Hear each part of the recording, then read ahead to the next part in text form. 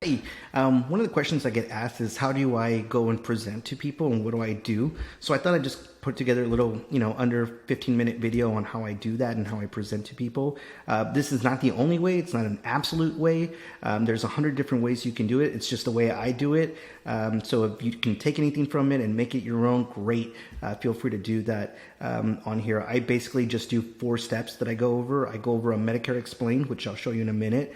I go over doctors and specialists, and then I go over medications. And the last step is I enroll the person and I compare benefits on Simply Enroll. So that's that last step. So I'll go there and I'll talk about it right now. Step 1, I would pull out my 2022 Medicare Explained and start going over the different components on the education. So I know, Mr. Rodriguez, that you had this red, white, and blue card. Before we go into anything and talk about benefits or carriers or your options, first I want to make sure that you understand what your card has with your new Medicare card. So you notice if you take out your card, there's a Part A and a Part B on there. It says Hospital Part A, Medical Part B. And so what this is telling you is with this card, if you were to enter the hospital, your Part A would kick in and start getting you coverage. That coverage would be before the government pays their 80%, you would have to pay a deductible of $1,556.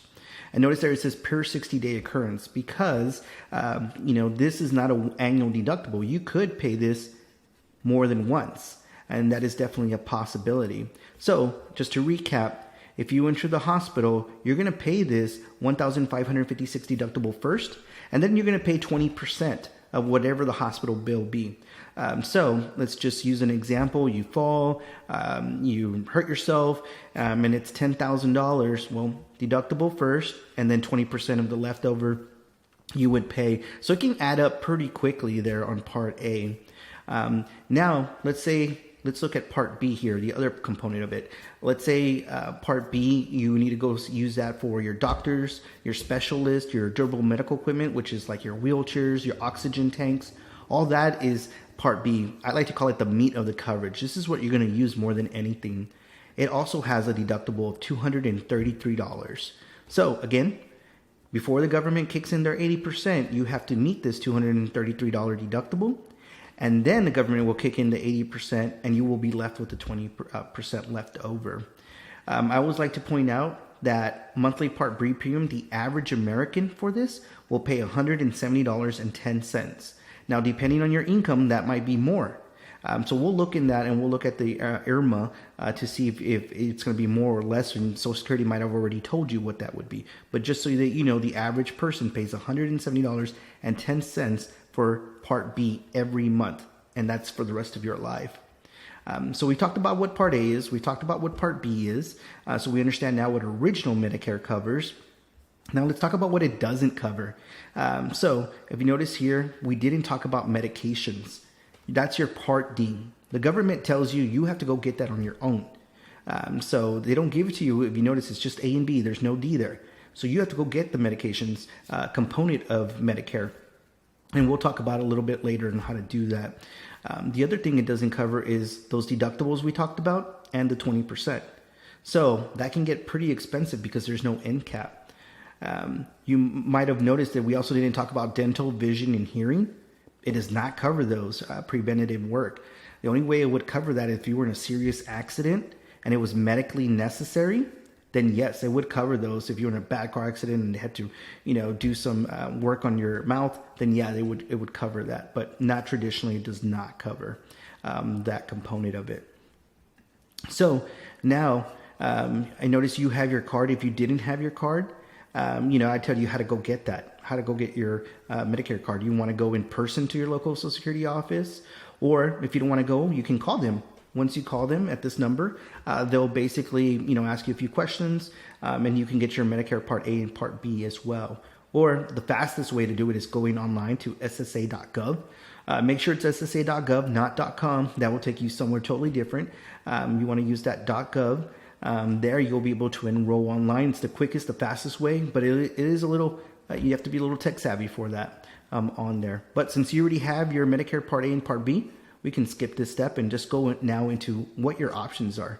So You have your A and B, and now you're thinking, well, what do I do this? How do I get my Part D?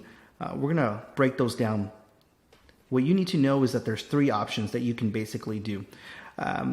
Option 1 here, basically you can decide to keep your original Medicare and just pick up a Part D. You will be compliant that way. On average, you would pay the $170.10 plus a monthly premium for Part D. On average, it's about $20. So you're looking, and I'm estimating here, about $190.10 a month to going through option 1. And that's just having your original Medicare card and your Part D. Why would you go this way? Well, some people just want to be the least compliant and get their card, that's good enough for them. They don't want to deal with networks. And so that's one of the ways that people get on this. I don't really recommend this route. It's very few people that I actually do recommend this route for, but it is an option and it is available for you. And then, we can talk about it a little bit more if that makes sense. Option 2 is known as a Medicare supplement, or also called a Medigap. It's the same thing, just different terminology for it. What it does here, if you notice, is you use your original Medicare card, and you get your Part D card, and you still got to get that, and you get a supplemental Medicare card. And it does exactly what it sounds like. It supplements the 20% that original Medicare doesn't cover. So through this option, you'll be covered at 100%.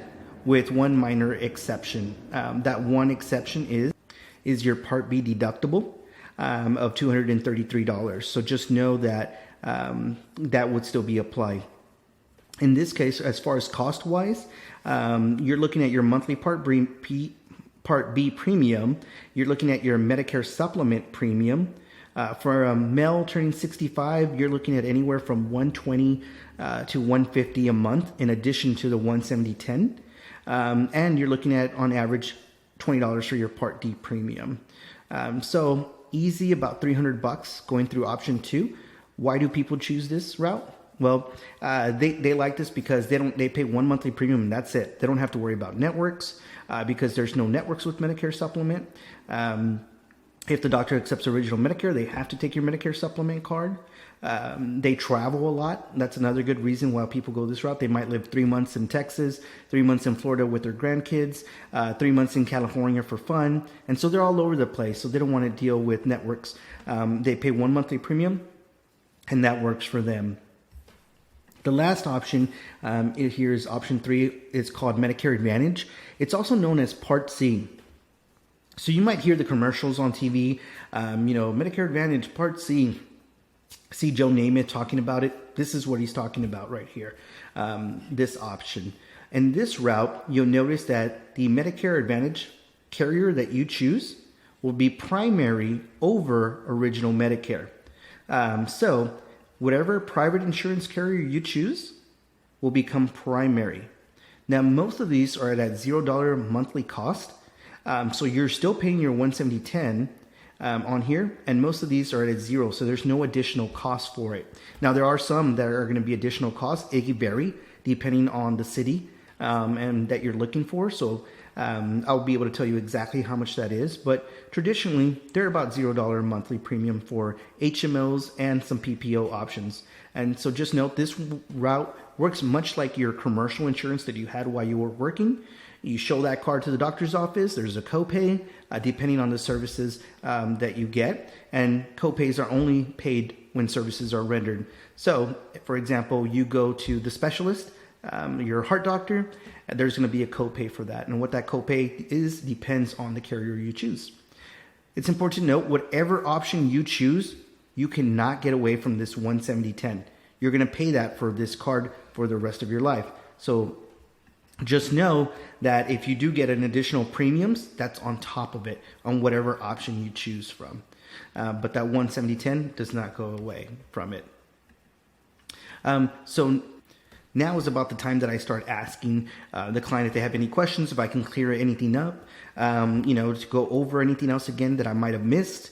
I was talking kind of fast here, so, I would just kind of go over, any concerns they might have or clear up any confusion. But the next step from here, it kind of leads me into checking their doctors and specialists. So let's just say they said, Daniel, I want to go through option 2 because that makes a lot of sense for me. Okay, great.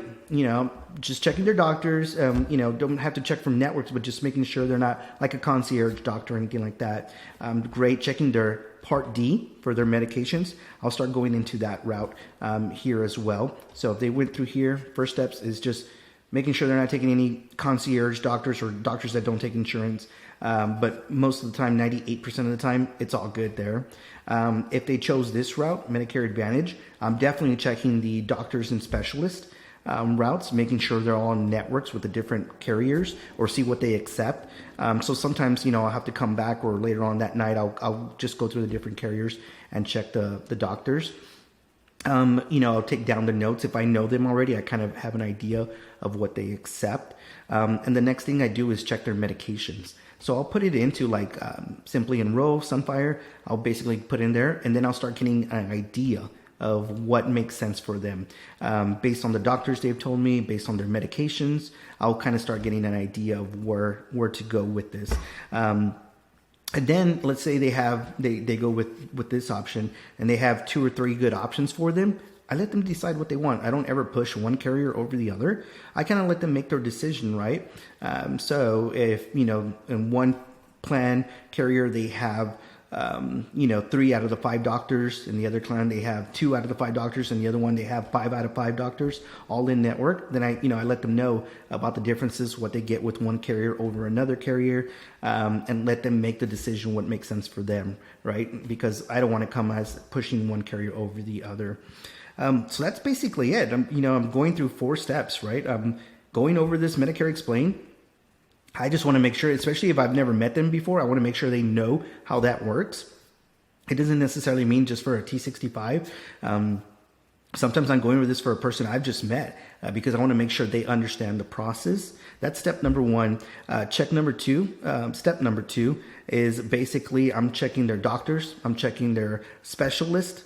I'm checking that on there. And then step 3, I'm checking their medications, right? What makes sense? And going on Sunfire or Simply Enroll, going through that and letting it sort what's the most cost-effective route. And then I just kind of pick 2 to 3 carriers from there, and based on that, and give them the options to decide which one they want. And then the last thing, I'm going into Simply Enroll to enroll them. So now I'm in there, or I'm going to lean, or whichever carrier they decide to go with, and then I'm enrolling them. So hopefully this just gives you kind of a high-level overview of how I get started in talking to a client, and kind of my steps and my thought process going through any client that I'm kind of talking to and going in. So hopefully this helps. Thanks.